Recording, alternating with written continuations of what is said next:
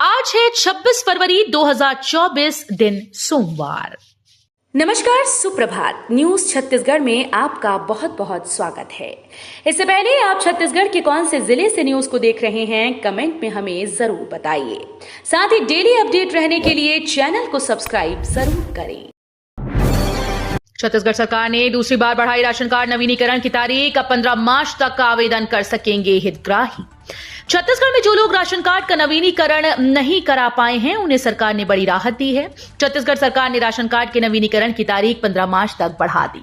इस संबंध में खाद्य नागरिक आपूर्ति और उपभोक्ता संरक्षण विभाग ने आदेश जारी कर दिया है। राशन कार्ड नवीनीकरण के लिए खाद्य विभाग के द्वारा खाद्य नागरिक आपूर्ति एवं उपभोक्ता संरक्षण विभाग का नया मोबाइल ऐप तैयार किया गया। छत्तीसगढ़ में गुजरने वाली 34 ट्रेन को रेलवे ने किया रद्द। इन गाड़ियों का भी रूट बदला। दक्षिण पूर्व मध्य रेलवे ने एक बार फिर से 34 ट्रेन को रद्द कर दिया। बिलासपुर मंडल के अनूपपुन्यू कटनी जंक्शन सेक्शन के शहडोल स्टेशन में तीसरी लाइन कनेक्टिविटी के लिए प्री एनआई व एनआई का कार्य किया जाएगा। इसके चलते अलग अलग दिनों में ये ट्रेनें रद्द रहेंगी। रेलवे के मुताबिक इस कार्य के पूर्ण होते ही गाड़ियों के परिचालन में गतिशीलता आएगी। आचार संहिता से पहले किसानों को बड़ी सौगात। खातों में ट्रांसफर होंगे 12,000 करोड़ रुपए। छत्तीसगढ़ की साई सरकार ने किसानों से किए गए चुनावी वादे को एक एक करके पूरा करते दिख रही है। राज्य में धान खरीद का दायरा बढ़ाने के बाद अब किसानों को धान की खरीद पर बोनस देने का वादा पूरा करने जा रही है। बता दें कि राज्य सरकार आचार संहिता से पहले किसानों को बड़ी सौगात देने वाले हैं। कृषि मंत्री रामविचार नेताम ने इसकी जानकारी दी। बीजापुर में आईईडी ब्लास्ट, सीएएफ जवान शहीद, इलाके की सर्चिंग जारी। छत्तीसगढ़ के बीजापुर इलाके में हुआ आईईडी ब्लास्ट में छत्तीसगढ़ आर्म्स फोर्स का एक जवान शहीद हो गया। दरअसल मिरतुर थाना क्षेत्र के छत्तीसगढ़ सीमा सुरक्षा बल कैंप बेचापाल से सुरक्षा पार्टी गांजो कलपारा से कुतुलपारा की ओर एरिया सर्चिंग पर निकली थी। इस दौरान बेचापाल पदमपारा के पास माओवादियों के द्वारा लगाए गए प्रेशर आईईडी ब्लास्ट हो गया। इसकी चपेट में आने से कैंप बेचापाल में पदस्थ प्रधान आरक्षक राम आशीष यादव आए गए। फरवरी के आखिरी सप्ताह में टूटेगा रिकॉर्ड, 3 दिन होगी बारिश। छत्तीसगढ़ में एक बार फिर से मौसम का मिजाज बदल गया है। मौसम में आए बदलाव के चलते आज 26 फरवरी तक कई जिलों में बारिश के आसार हैं। इधर बस्तर संभाग में बदले हवाओं के रुख के चलते ठंड में बढ़ोतरी हो गई। वहीं छाए बादलों के चलते कई जगह में बारिश शुरू हो गई। संभाग के जिलों के लिए मौसम विभाग ने येलो अलर्ट जारी कर दिया है। नेशनल हाईवे 53 में बन रहे ओवरब्रिज में वाहनों की आवाजाही शुरू। भिलाई में नेशनल हाईवे 53 में बन रहे डबरापारा ओवरब्रिज में वाहनों की आवाजाही शुरू हो गई। दुर्ग से रायपुर की ओर जाने वाले वाहनों को 1 घंटे के लिए फ्लाईओवर को ट्रायल रन के लिए खोल दिया गया। डीएसपी ट्रैफिक सतीश ठाकुर ने राष्ट्रीय राजमार्ग विभाग के अधिकारियों की मौजूदगी में नारियल तोड़कर बतौर ट्रायल सभी तरह के वाहनों को दुर्ग से रायपुर की दिशा फ्लाईओवर से रवाना किया। पीएम मोदी ने छत्तीसगढ़ को दी एक और बड़ी सौगात। माइक्रोबायोलॉजी लैब का किया वर्चुअल शुभारंभ। प्रधानमंत्री नरेंद्र मोदी ने रायपुर में माइक्रोबायोलॉजी लैब का वर्चुअल शुभारंभ कर एक बड़ी सौगात दी। रायपुर के कालीबाड़ी स्थित खाद्य और औषधि परीक्षण प्रयोगशाला में यह लैब शुरू हो गया। स्वास्थ्य मंत्री श्याम बिहारी जायसवाल ने लैब का निरीक्षण किया। कार्यक्रम में रायपुर ग्रामीण के विधायक मोतीलाल साहू भी विशेष रूप से मौजूद थे। इस अवसर पर प्रधानमंत्री नरेंद्र मोदी ने लैब के वर्चुअल उद्घाटन के मौके पर कहा कि मैंने भारत सरकार को दिल्ली से बाहर निकालकर देश के कोने कोने तक पहुंचा दिया है। Let's go lab Chhattisgarh creators meetup कार्यक्रम में क्रिएटर्स ने दिखाया उत्साह। छत्तीसगढ़ के जनसंपर्क विभाग की ओर से नवा रायपुर स्थित छत्तीसगढ़ संवाद भवन में let's go lab Chhattisgarh creators meetup कार्यक्रम का आयोजन किया गया था, जिसमें प्रदेश भर के जाने माने 270 से अधिक क्रिएटर्स ने भाग लिया। कार्यक्रम का शुभारंभ जनसंपर्क आयुक्त मयंक श्रीवास्तव, आईएएस डॉक्टर अय्याज फकीर भाई तंबोली ने किया। अलग अलग कैटेगरी में बेहतर कंटेंट के लिए 15 लोगों को सम्मानित किया गया। गरीब लड़कियों की शादी नहीं करवा पा रही सरकार, भूपेश बघेल बोले, हल्दी मंडप के बाद भी फंड जारी नहीं। छत्तीसगढ़ के पूर्व मुख्यमंत्री भूपेश बघेल ने राज्य की नई बीजेपी की सरकार को घेरते हुए कहा कि सरकार की लापरवाही और असंवेदनशीलता के कारण सामूहिक कन्या विवाह प्रदेश भर में नहीं हो पा रहा। उन्होंने कहा कि लोगों की शादी के कार्ड बट गए, चुलबाजी से लेकर मंडप और मेहंदी तक की रस्में हो गई, लेकिन सरकार द्वारा फंड। छत्तीसगढ़ में चौंका सकती है बीजेपी। आज सांसदों की टिकट काटने की तैयारी में है बीजेपी। छत्तीसगढ़ में लोकसभा चुनाव की तैयारियों को लेकर भाजपा बदलाव को अपना सकती है। इस बार छत्तीसगढ़ में भाजपा के कई सांसदों का टिकट कटना तय है। ये लोकसभा चुनाव कई तरह से ऐतिहासिक होगा। ऐसे में गरीब जिनके पास विजन, उपलब्धि और नई सोच, धन के अभाव होने के बावजूद में राजनीति के मैदान में उतरने का साहस नहीं उठा पाते। ऐसे में इस लोकसभा चुनाव में संभावना जताई जा रही है कि पार्टी उन्हें भी लोकसभा चुनाव का टिकट दे सकती है। टैक्स चोरी रोकने जीएसटी विभाग ने नियमों में किया बदलाव।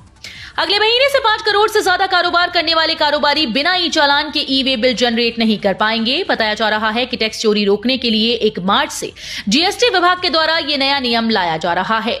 मालूम हो कि जीएसटी के नियमों के अनुसार 50,000 रुपए से अधिक मूल्य के सामान को एक राज्य से दूसरे राज्य के बीच ले जाने के लिए कारोबारियों को ई वे बिल की आवश्यकता पड़ती है। अब मार्च से नया नियम लागू होने के बाद बिना ई चालान के ई वे बिल जनरेट नहीं किया जा सकेगा। प्रभु श्री राम के जयकारों के साथ राजनांदगांव से रवाना हुई आस्था ट्रेन। जिले के लगभग 670 श्रद्धालुओं और दर्शनार्थियों को लेकर आस्था स्पेशल ट्रेन रविवार को राजनांदगांव से रवाना हुई। सांसद संतोष पांडे ने आस्था स्पेशल ट्रेन को हरी झंडी दिखाकर रवाना किया। इस दौरान स्टेशन प्रभु श्री रामलला के जयकारों से गूंज उठा। श्रद्धालुओं के चेहरे पर रामलला के दर्शन के लिए जाने की खुशी झलक रही थी। माह भर की प्रतीक्षा के बाद रविवार को दोपहर जिले के श्रद्धालुओं और दर्शनार्थियों को आस्था स्पेशल ट्रेन से प्रभु श्री रामलला के दर्शन करने अयोध्या के लिए रवाना किया गया। जाम से मिलेगी राहत। अमेरी फाटक पर 11.52 करोड़ की लागत से बनेगा अंडर ब्रिज। गुरु अमेरी समेत आसपास के रहवासी रेलवे फाटक में नहीं फंसेंगे और न जाम की वजह से परेशानी होगी।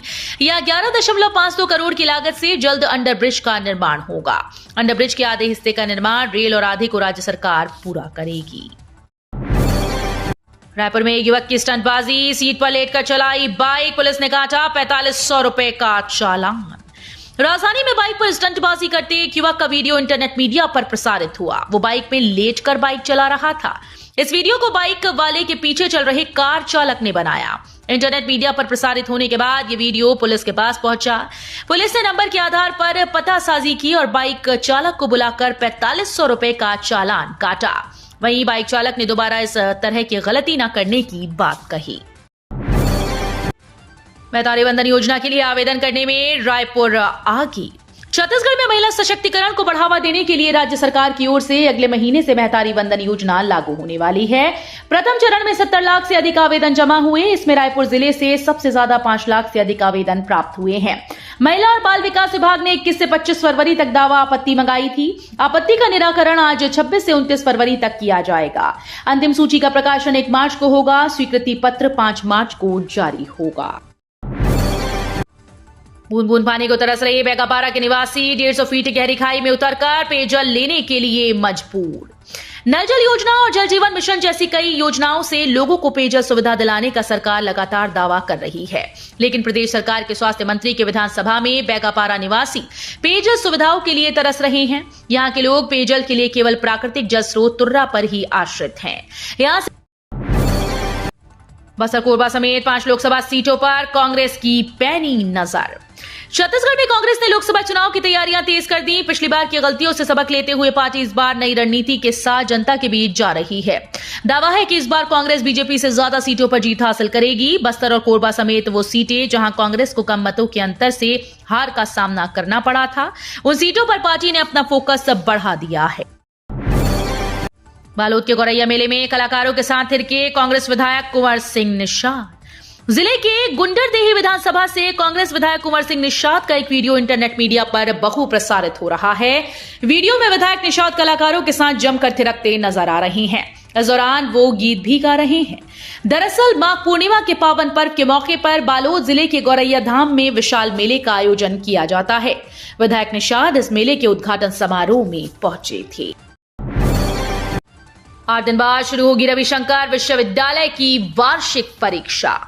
पंडित रविशंकर शुक्ल विश्वविद्यालय की वार्षिक परीक्षाएं 5 मार्च से शुरू हो रही हैं। इसके लिए सिर्फ 8 दिन शेष बचे हैं, लेकिन विद्यार्थी अभी भी प्रवेश पत्र के लिए भटक रहे हैं। विश्वविद्यालय से संबद्ध कॉलेजेस ने आवेदन का वेरिफिकेशन नहीं किया, जिसके कारण 20,000 से अधिक छात्रों के प्रवेश पत्र अटक गए। विश्वविद्यालय की वार्षिक परीक्षा के लिए पिछले दिनों ऑनलाइन आवेदन मंगवाई गई थी। कुंद्रा में सक्रिय लकड़ी तस्कर कुल्हाड़ी लेकर खुलेआम घूम रहे। खोंदरा सर्कल के जंगल में लकड़ी तस्कर सक्रिय हैं। इसके अंतर्गत आने वाले अलग अलग बीटों में वृक्षों की अवैध कटाई बेखौफ हो रही है।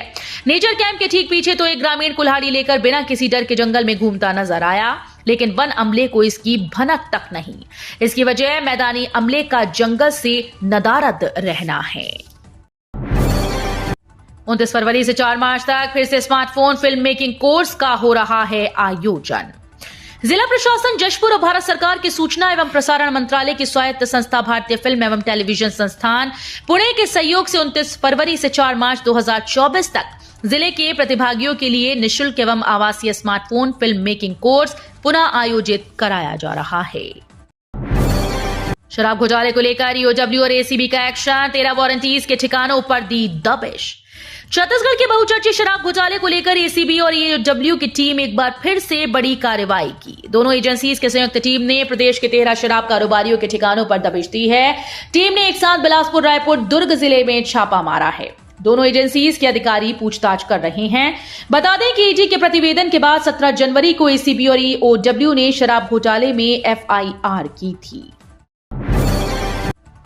पीएम आवास योजना के तहत पक्के मकान का सपना हुआ पूरा।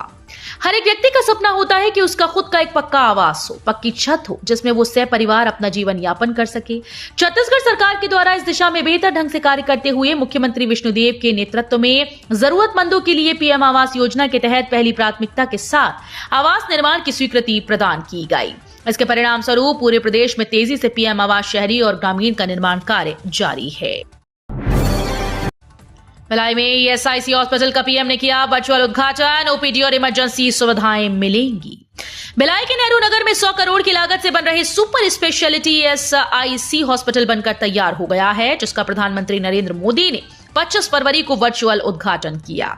इस हॉस्पिटल के बन जाने से 50,000 ईएसआईसी कार्डधारी मजदूरों और कर्मचारियों को मुफ्त इलाज की सुविधा मिलेगी।